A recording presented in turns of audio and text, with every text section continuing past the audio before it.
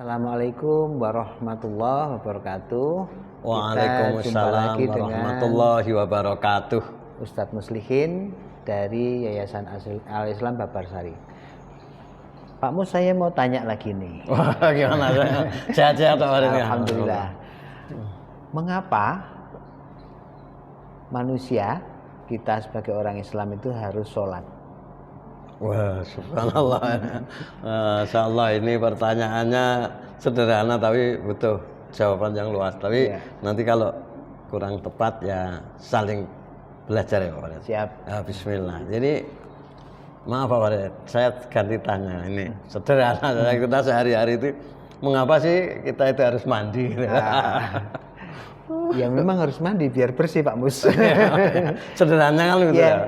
Masya Allah. Ini saya ada di dalamnya, dalam buku atau kitab Jalan Menuju Surga, Mutiara Hadis ya, ini Abdul Aziz As-Samarkandi.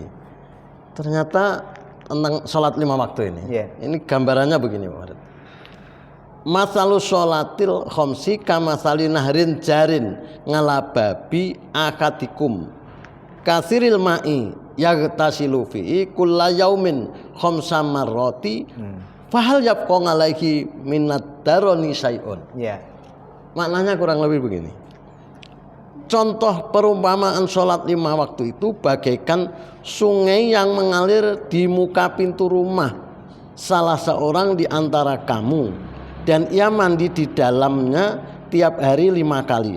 Apakah kiranya masih ada sisa kotoran padanya? Masya Allah. Jadi gambarannya tadi, kalau mandi kita biasanya bersih, sehat ya. Berapa kali kira-kira? 2 kali. Kalau kita mandi 3 sampai 5 kali itu Masya Allah. Gitu. Itu ilustrasinya. Maka dari itu bagi yang mengerti rasanya ya, kita itu kalau sehari tidak mandi ini terus gimana? Masya Allah. Nah ini intinya kalau kita nggak sholat sebenarnya bagi yang mengerti itu ya tadi. Bagaimana supaya sholat itu menyenangkan Pak Mus? Tidak menjadi beban. Supaya sholat itu menyenangkan, di sini diberikan ilustrasi yang luar biasa. Mungkin saya juga baru sinau ini ya, baca-baca gitu, Masya Allah. Nah, luar biasa gambarannya itu, sehingga gambaran yang disampaikan di sini di dalam kitab ini, Masya Allah ya. Saya baca sekilas Pak Farid ya. Perumpamaan lagi. Ini kok kan perumpamaan sholat itu bagaikan raja yang mengadakan walimah atau kenduri, Pak.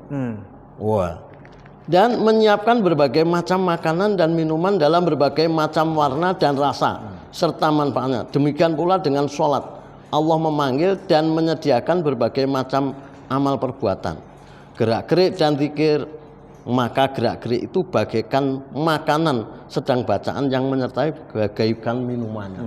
Masya Allah. Nah, di sini sesungguhnya dalam sholat itu mengandung 12.000 macam dan dihimpun semuanya dalam 12 macam. Oleh karena itu bila akan sholat harus memperhatikan 12 itu Pak Farid.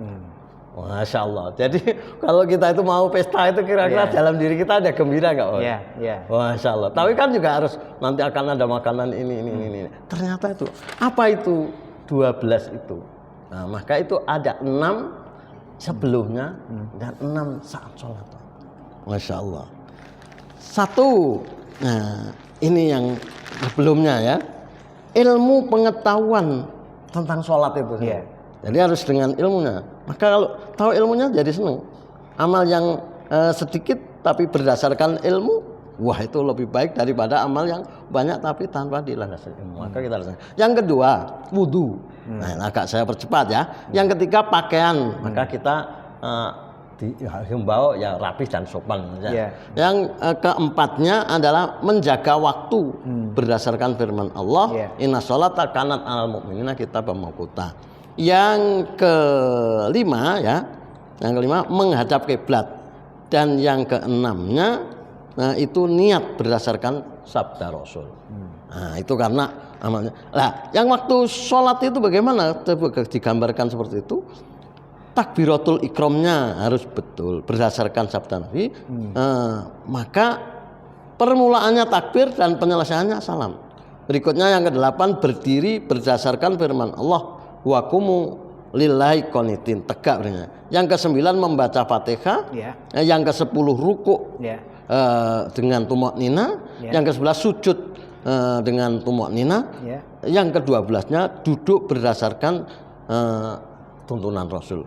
Maka kalau itu bisa ditunaikan dengannya, maka digambarkan ini jika telah selesai 12 itu harus distempel dengan keikhlasan untuk kemusliman, karena Allah berfirman, sembahlah atau beribadahlah dengan ikhlas.